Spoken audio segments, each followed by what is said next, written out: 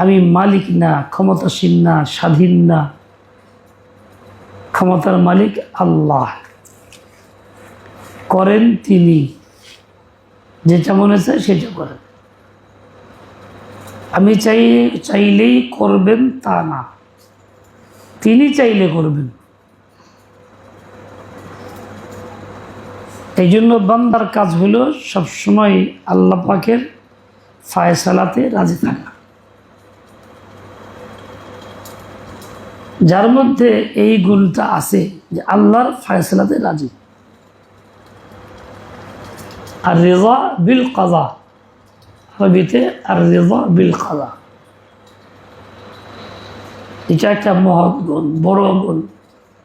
এই গুণের মাধ্যমেই বান্দার বান্দিগি প্রকাশ পায়। যে কোনো বান্দা তার বান্দিগি বাস্তবে আছে কিনা, সে বান্দা কিনা, তা প্রমাণিত হয় এই গুণের দ্বারা। আর রিজা বিল কাযা, আল্লাহর যা ফায়সালা তাতে সে খুব সন্তুষ্ট, খুশি। এজন্য কোনো আল্লাহওয়ালা আশিকে খুদা, একদম যে ফানাফিল্লাহ, বলে কি, বলুল কেমন আছো?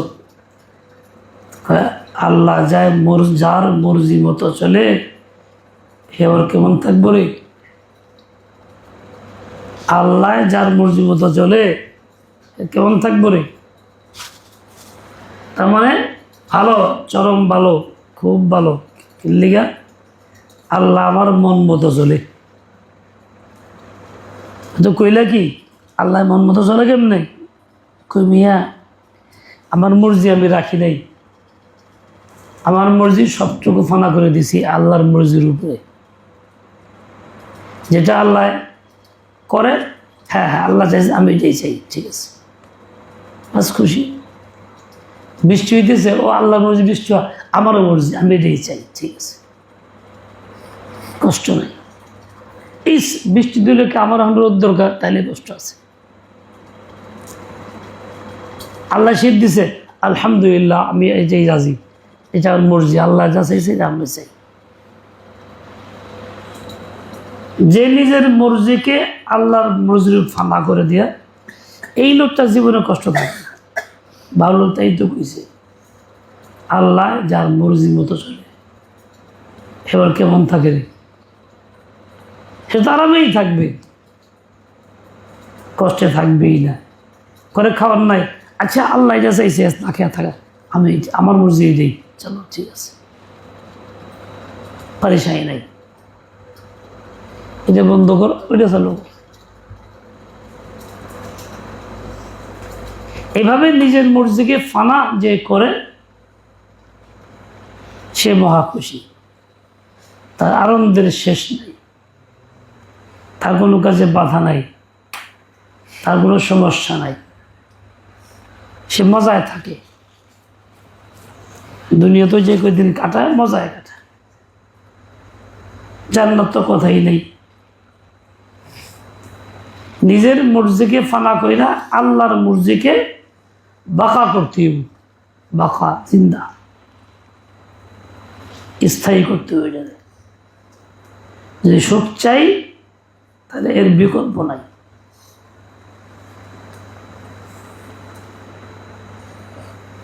কথা বুঝছো নি?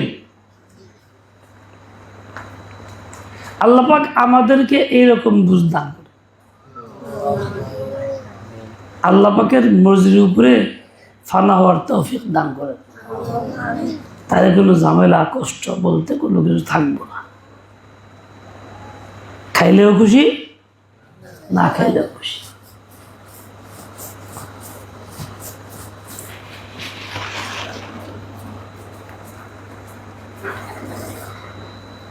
এক বুজুর্গ ছিলেন, আমাদের আকাবিরদের একজন। অভাব থাকতো বাড়িতে, মাঝে মধ্যে না খেয়া থাকতে হইতো। উনি আমার একটা পরিবারের সদস্য, বাচ্চাকে এমনভাবে গড়ে তুলছিলেন এই শিক্ষা দিয়া, যা আমরা কল্পনা করতে পারি না।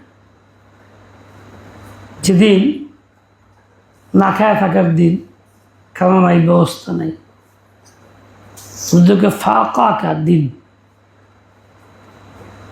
ওই দিনকে ওনারা বলতেন পীর।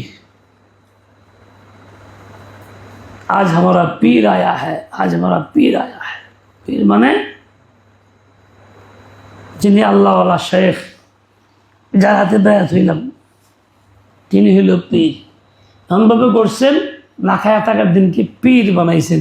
পীর যেমন সম্মানের পাত্র, শ্রদ্ধার পাত্র, ওই দিনটাও তাদের কাছে এরকম সম্মানের, শ্রদ্ধার। ওই দিনটাও খুব আনন্দের সাথে কাটায়। পীর সাহেব আছে আজকে, কষ্টের মধ্যে নেই। আজ হামারা পীর আয়া হ্যায়, এরকম বলতে। 2-3 দিন না খেতে একই কথা, বাচ্চারা কইতো আর হাসতো, আজ হামারা পীর আয়া হ্যায়। অন্যরা বুঝতো না যে কি কইছে, অন্যরা কিন্তু পীর সাহেব আইছে। এরকম আজীব তরবিয়ত করতেন আল্লাহ। আমরা চিন্তাও করতে পারি না এমন আন্দাজ ছিল ওনাদের। তার মানে ওনার না খেয়া থাকলে খুব রাজি, রেওয়াবিল খাজা ছিল, সন্তুষ্ট ছিলেন। আমরা কিছু না পাইলে বলে মেজাজ গরম হয়, মাথা গরম হয়, গায়ের রক ফুলে, সব আমার তো কথাই নাই। জীবনে কিছু পাইলাম না, না খেয়া থাকলাম, সুখ নাই জীবনে। এর উপর ঘরে জীবনে আইছিলাম, আর কেউ থাকতো না, আমি দেখি থাকি। এক বেটি কি আসলে খুব কালো, খুব বিশ্রী সুরত, গুটি বসন্তের দাগ, মুখের মধ্যে ভরা, খুব অসুন্দর। এক অন্ধ বেটা বিয়ে করছে, অন্ধ বেটা, পাত্রী পায় না, তো ওই মহিলাকে বিয়ে করছে। এই বেটি মাঝে মধ্যে খেলে কয়, জানো আমি কীরকম সেরা সুন্দরী আমি এই দেশের, আমি যে তোমার ঘরে রয়েছি। অন্তরে খালি দামায়, দমকায়, নিজে খালি গুণা বললে গর্ব করে, বিরাট কিছু, মানে মাথায় ওইটা থাকে এরকম। আমাদের চিকিৎসার জন্য চেষ্টা করে না কোনো সময়। 10-12 বছর পরে এক এলাকার থেকে একজন হাকিম কবিরাজ আসছে যে অন্ধর চিকিৎসা করলে ভালো হয়ে যায়। বহু মানুষ তার কাছে গেছে, চিকিৎসা করছে, ভালো হয়ে গেছে। নেটে আছে, এই আরবের এক কোন কান্ট্রির লোক জানি, নতুন চিকিৎসক কোরআন দিয়ে চিকিৎসা করে, কানা অন্ধ ভালো হয়ে যায়। বয়রা কোরআনের পয়রা ধৈরা কি জানি করে, জায়গা ইচ্ছা সুন্দর শুনে। এর চিকিৎসা করে অনেক মানুষ, কিন্তু এর চিকিৎসা করে না। তো মানুষে কয়, হেই তুমি চিকিৎসা করো না কেন, নিয়ে যাও, বলে কয় না, চিকিৎসা করলে অসুবিধা হবে, আমার সংসার টিকবো না। বলে কে অন্ধ আছে যে কে, আমি তারে বোঝায় খাইতে পারতেছি যে আমি বিরাট সেরা সুন্দরী, হ্যাঁ খুব মাইন্য রয়েছে। সো যখন দেখবো আমার কিছুই নেই, রাত্রিবেলা দেবো ভালো, কেন চিকিৎসা করার দরকার নেই, এমনি ভালো আছে, সংসার ঠিক আছে।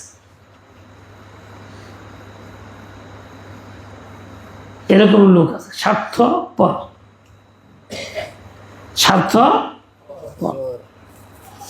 নিঃস্বার্থের থাকে।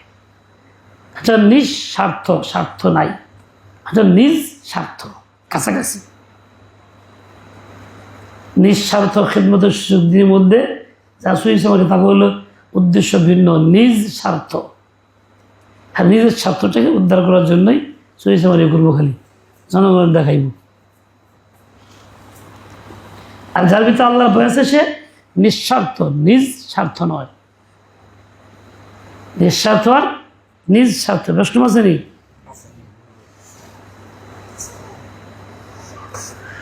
ইয়া আল্লাহ, जो कुछ तो करता है छुप के अहले जहां से, कोई देखता है तुझे आसमान से। কি কয় কই যাব, যাক যাক যাক, বিদায় করে দাও, এত বসে রয়েছে।